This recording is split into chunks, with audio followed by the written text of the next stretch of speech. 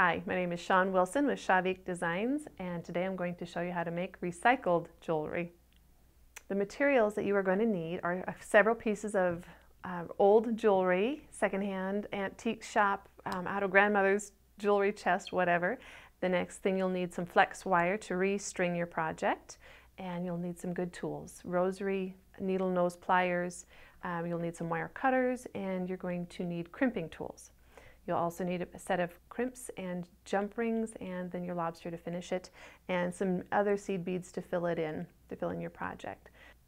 For the first step, choose your pieces of jewelry that you want to disassemble, and I have this beautiful cross that I'm going to use. I won't be using the chain that it's on though, so save the chain for a different recycled project. And I have a great bracelet here with some beautiful beads that I'm going to cut apart and reuse all of these supplies. And the next thing is I use this fleece mat because it keeps my beads in place and keeps them from rolling away. So get yourself a great piece of fleece, it helps a lot. And rearrange your beads in the pattern that works best for you. So the fleece is so helpful. And then fill it in with whatever other beads you might want to add, but I really like these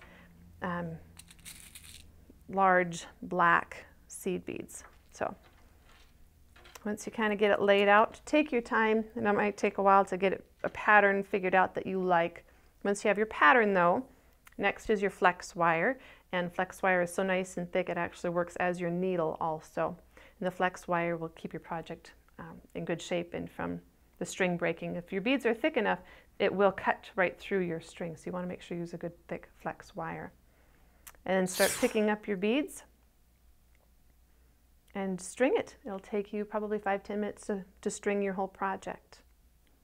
Now that I have my project strung, the last step is to do the crimps and the jump rings. This is the behind the scene stuff. So your tiny little crimp beads, you go through the crimp bead, through a jump ring, and then back through the crimp bead. Now I have a very special little tool here just for crimps, and you squish it once, you squish it twice.